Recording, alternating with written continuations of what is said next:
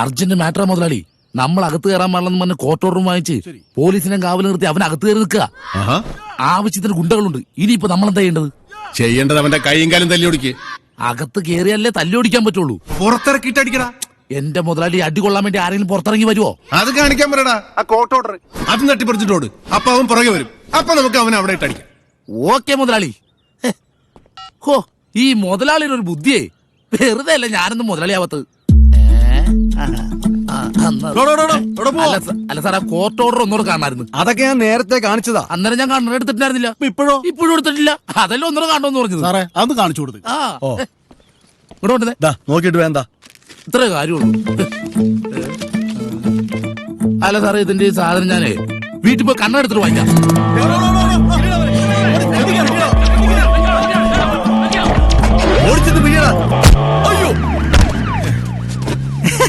നീ വീടിന്റെ പുറത്ത് ഇറങ്ങില്ല. പുറത്തിറക്കാണ്ട് വിദ്യയൊക്കെ ഞങ്ങളുടെ മുതലാളിയുടെ മസിലും പരിപ്പിച്ച് നടക്കുകയാണ്. ആരോട് ചോദിച്ചാ നീ കൂളിക്കാത്ത് വെച്ചത്? തൊട്ടാളെ ആള് കേറാനുണ്ട്, ആള് കേറാനുണ്ട്, ആള് കേറാനുണ്ട്.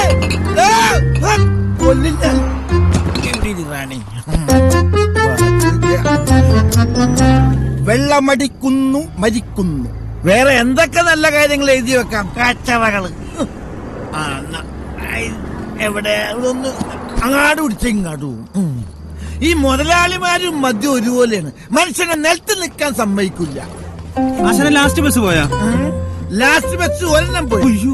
പേടിക്കണ്ട, ലാസ്റ്റ് ബസ് ഇടക്കിടക്കുണ്ട്. ഞാൻ സഹായിക്കണോ? വിരോധമില്ലെങ്കിൽ ഒന്ന് പിടിച്ചോ. ശരി. താനും പിച്ചാണല്ലേ? താനി ചോവറ. ഞാനാ അടുത്ത ലാസ്റ്റ് ബസ് വന്ന് വണ്ടിക്ക് ടാറ്റ കൊടുക്കണം. വണ്ടിക്ക് അടവക്കാതെ നിർത്തടാ. ഇവിടെ കൈയടിച്ച് അവിടെ കൊണ്ട് നിർത്തണ്ട ആൾക്കാരത്. വാ, വണ്ടി വന്ന്. റാണി മോളെ ചേട്ടോ പോരുന്നുണ്ടോ? ഇയാള് വെറുതെ കൈ കാണിച്ചത് ഞാൻ, കയറ്റിക്കൊണ്ടുപോയത് വേറെ ഒരുത്തത്. മണ്ടന്മാര് റാണി പിടി. അടുത്ത ലാസ്റ്റ് ബസ് വരുമ്പോ പോകാട്ടാ. വണ്ടി വന്നിട്ട് റാണി. ആള് കയറാണ്ട്, ആള് കയറാണ്ട്. നിർത്ത് നിർത്ത് നിർത്ത് നിർത്ത്. ഇനി എവിടെ നിർത്താൻ പോണേന്ന് എനിക്കറിയാം. Private bus. ഇയാളെന്തൊക്കെ കാണിക്കണത്? കൈ കാണിച്ച് കളിയാക്കണം. വെള്ളടിച്ച വയറ്റി കിടക്കണം. കള്ളുടിയ. ഇതാണ്. അവിടെ കൈ കാണിച്ചാൽ ഇവിടെ നിർത്തും. ഇവിടെ വന്ന് നിന്നാ വണ്ടി അവിടെ നിർത്തും. എന്നിട്ട് കുറ്റം കള്ളിന്.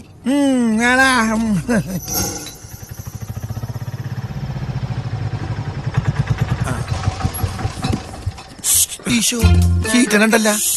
പാമ്പാണാ?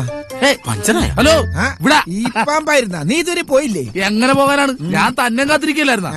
10 മണിക്ക് വരുമെന്ന് മുതലാളി പറഞ്ഞു. 10 3:30 ആയിട്ടുള്ളൂ. അതല്ല, രാത്രി 10 മണിക്ക് വരുമെന്നും പറഞ്ഞ് ബോറടിച്ച് ഞാൻ കള്ളു കുടിച്ചു. ഹലോ, ഓട്ടോ ഇപ്പൊ പോവോ? എവിടെ പോവാനാ? ഈ പാതിരാത്രി ഓട്ടോ വിളിച്ച് ഞാൻ അവിടെ പോവാണ്. എനിക്ക് ഗേറ്റ് എടുക്കാൻ പോണം. ഗേറ്റ് എടുക്കാൻ ഓട്ടോ വിളിച്ചാണ് അവിടെ പോണത്. നടന്നു പോയി എടുക്കണോ? മുതലാളി വാ. എന്താടാ നട്ടപ്പാതിരൊക്കെ മീറ്റിംഗ്? ഇവരിപ്പോ വന്നോളൂ മുതലാളി. വന്നത് ഞാൻ കണ്ടില്ലേ. എന്താടാ ഇത്? റാണിക ബിയർ. റാണിക ബിയർ രാത്രി ഭാസ്കര മുതലാളി വിളിച്ചു പറഞ്ഞിട്ട് വാങ്ങിച്ചോണ്ട് വന്നതാ. നല്ല മനോവിഷമുണ്ട് മുതലാളിക്ക്. എന്നാ കൊണ്ടുപോയി കൊടു. പിന്നെ വണ്ടി കഴുകി റെഡിയാക്കിയിട്. രാവിലെ ആദ്യം കൊണ്ട് തിരുവനന്തപുരത്ത് പോകാനുള്ളതാ. ഇതെന്തിനാ എന്നെ തന്നത്? വണ്ടി കഴുകാൻ. വണ്ടി രാവിലെ കഴിയാൻ മതി. ഞാൻ ആദ്യം ചെന്ന് ഓട്ടോ പറഞ്ഞു വിടാൻ നോക്കും. മുതലാളി, ഓട്ടോ കൊടുക്കാൻ പൈസ ഇല്ല. എടോ കിടക്കപ്പള്ളേ, ആ ഓട്ടോയുടെ കാശ് കൊടുത്ത് പറഞ്ഞയച്ചേക്ക്. ശരി മുതലാളി വാ. ഈ ഓട്ടോക്കാരന് 100 രൂപ കൊടുക്കണമല്ലോ എന്ന് ഓർക്കുമ്പോഴാ. എടോ, തന്റെ ഓട്ടോ കാശ് ബാക്കി വെച്ചോ.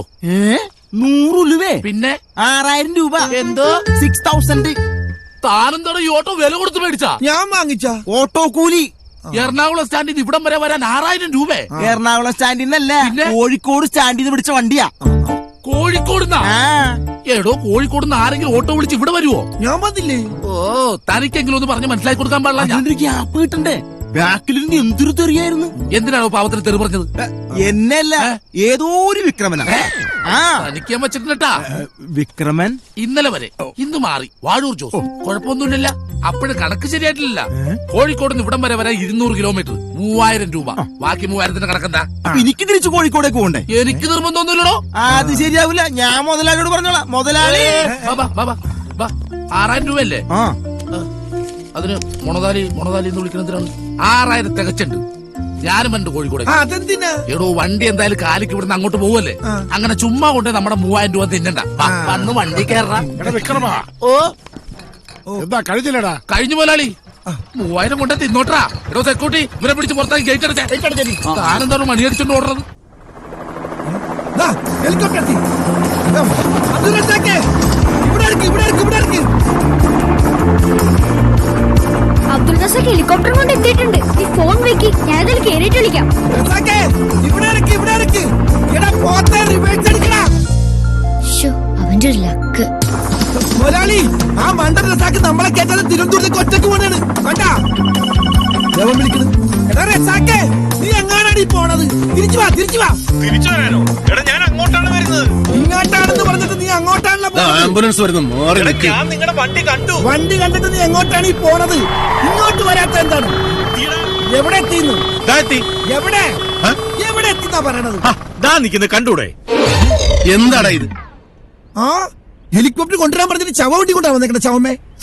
എടാ ഇപ്പൊ കിട്ടാവുന്നതിന് വെച്ച് ഏറ്റവും സ്പീഡുള്ള ഹെലികോപ്റ്ററാണിത്. ആദ്യം പറഞ്ഞപ്പോ സമ്മതിച്ചില്ല, പക്ഷെ 2 കൈമടക്ക് കൊടുത്തപ്പോ അവൻ സമ്മതിച്ചു. ഇല്ലടാ.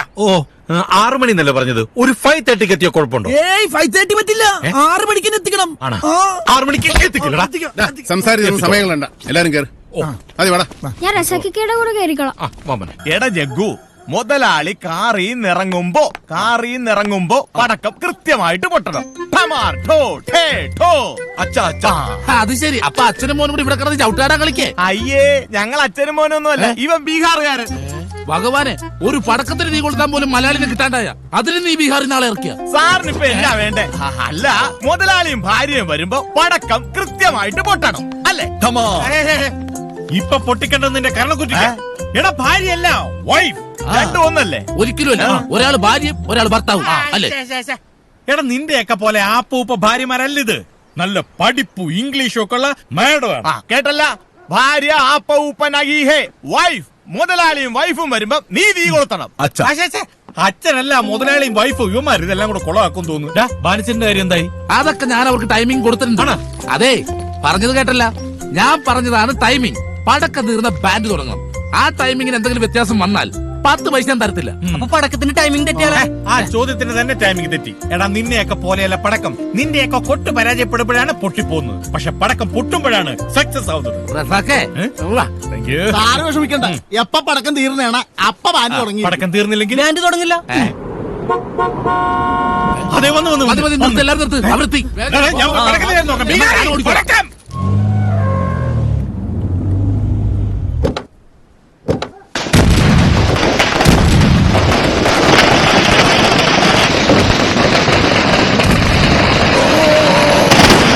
എന്ത് തോന്നിവാസമാണ് ഈ കാണിക്കുന്നത്?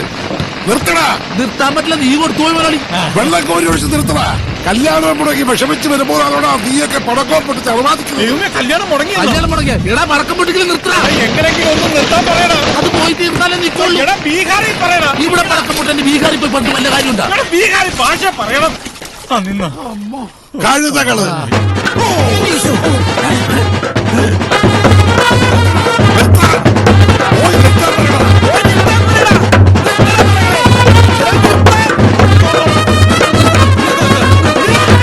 എന്ത് പറ്റി? ടൈമിംഗ് ശരിയായില്ലേ? ടൈമിംഗ് മൊത്തം പോയി. ഇതാണ് ഞാൻ പറഞ്ഞത്, പടക്കത്തിന്റെ ടൈമിംഗ് ശ്രദ്ധിക്കണം. പടക്കത്തിന്റെ കാര്യം നീ വിട്ടു പോയി. എല്ലാത്തിനെയും ഉടനെ ഇവിടുന്ന് പറഞ്ഞു വിട്ടേക്കണം. മരത്തലയന്മാരെ. വളരെ ഉപകാരം. മുതലാളി ക്ഷമിക്കണം. ഞങ്ങളുടെ ഒരു സന്തോഷത്തിന് വേണ്ടി ചെയ്താ, പക്ഷേ പാളിപ്പോയി. പോയി. പാവം മുതലാളി. എന്ത് കോപ്രായങ്ങളെ ഇവന്മാര് കാണിച്ചു കൂട്ടിരിക്കുന്നു. അബ്ദുറസാഖേ, വിക്രമ, ദാ വരുന്നു. ഇനി ഇവിടെ എന്താണാവോ കുഴപ്പം? എന്താ മുതലാളി? വലിച്ചു പറിച്ചു കളഞ്ഞ് ഇപ്പൊ തന്നെ ക്ലീൻ ആയിക്കോ. ഈശോ. ഇതാരുടെ പിന്നെയും വലിച്ചു വാരിട്ട് ആരുമല്ല മുതലാളി, പടക്കം അതിന്റെ സ്വന്തം ഇഷ്ടപ്രകാരം പൊട്ടണം. ഇതും സ്വന്തം ഇഷ്ടത്തിനാണ്. ആ അത് വിക്രമന്റെ പണിയാ. അല്ല വെറുതെ കാശ് കൊടുക്കണ്ടല്ല, അവര് പണിയെടുക്കട്ടെ എന്ന് വിചാരിച്ചു. എന്താ അതും വേണ്ടേ? നിർത്താൻ പറയണം. എടാ മതി മതി നിർത്ത്. ശോകഗാനം ഇത്രയും മതിയോ? മതി മതി ധാരാളം. വിട്ടോ വിട്ടോ. ഓക്കെ. ജീവൻ വേണം, ഓടിക്കോ. വിട്ടോ. ആ കാറ്ററിംഗുകാര് ഫുഡുമായിട്ടാണ് വന്നേക്കണത്. അതൊക്കെ ക്യാൻസൽ ചെയ്തേക്ക്. അപ്പൊ ആളുകൾ വരുമ്പോ എന്ത് കൊടുക്കും? ആളുകൾ വരാൻ നിന്റെ അടിയന്തരം നടക്കുന്നുണ്ട് ഇവിടെ. അതൊക്കെ അച്ഛൻ വിളിച്ച് ബ്ലോക്ക് ചെയ്തോളൂ. അതിന്റെ ആവശ്യമുണ്ടോ മുതലാളി? നമുക്ക് എവിടെന്നെങ്കിലും ഒരു പെണ്ണിനെ തപ്പിയെടുത്താ പോരാ. അതെ, ഫുഡും ആളുകളൊക്കെ റെഡിയല്ലേ. ആ രജിസ്ട്രാർ ഏത് പാതിരാത്രി വിളിച്ചാലും വരാൻ നേട്ടിട്ടുണ്ട്. ആ റാണി കബീർ ഇപ്പോഴും വെയിറ്റിംഗിലാണ്. മുതലാളി ഒരു വാക്ക് പറഞ്ഞാൽ മതി, ബാക്കി ഞങ്ങൾ ഏറ്റി. സോറി. മനസ്സമാധാനം കെടുത്താതെ ഒന്ന് പോടാ. ഇല്ലെങ്കിൽ ബീർ തപ്പി പോകേണ്ടി വരും. വിക്രമ, ഇവിടെ വാ. എന്താണാവോ? ആ ഹിമ താമസിക്കുന്ന വീടിന്റെ പരിസരത്താണ് നിനക്കിനി ഡ്യൂട്ടി. ഓക്കെ. അവരറിയാതെ നീ അവരെ വാച്ച് ചെയ്യണം. ഓ. അവിടെ ആരൊക്കെ വരുന്നു, ആരൊക്കെ പോകുന്നു, അവിടെ എന്ത് നടക്കുന്നു എന്ന് മിനിറ്റ് വെച്ച് നീ എനിക്ക് റിപ്പോർട്ട് ചെയ്യണം. ഓക്കെ? ഓക്കെ മുതലാളി. ഓക്കെ.